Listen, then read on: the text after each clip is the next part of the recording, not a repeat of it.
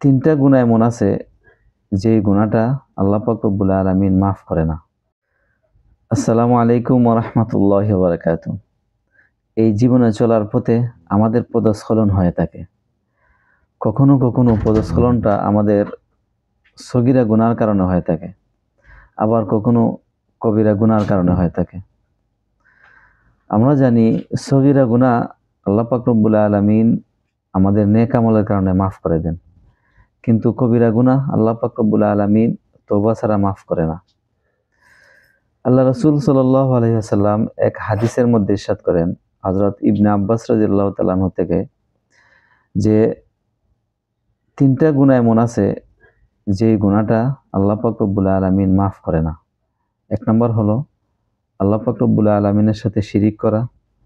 শিরিক এমন একটা জঘন্য পাপ যা আল্লাহ পাক রব্বুল আলামিন ক্ষমা করে না, কারণ শিরিককারীর কোনো ইবাদত আল্লাহ পাক কবুল করে না। দুই নম্বর হলো জাদু করা এবং জাদু করানো। জাদু করা এবং জাদু করানো এমন একটা জঘন্য এবং খারাপ কাজ যা মানুষকে ঈমান থেকে বহির্ভূত করে দেয়।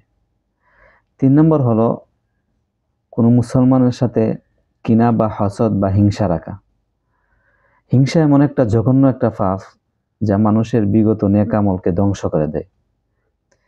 মানুষের কোরআন তেলাওয়াত, নামাজ, মানুষের বিভিন্ন সাদকা নেক আমল নিমিষেই ধ্বংস করে দেয়। এই জন্য আমাদের উচিত এই তিন পাপ থেকে বিরত থাকা, আল্লাহ পাক রব্বুল আলামিনের কাছে বেশি বেশি দোয়া করা, আল্লাহ পাক যেন আমাদেরকে এই তিন ধরনের পাপ থেকে হেফাজত করেন।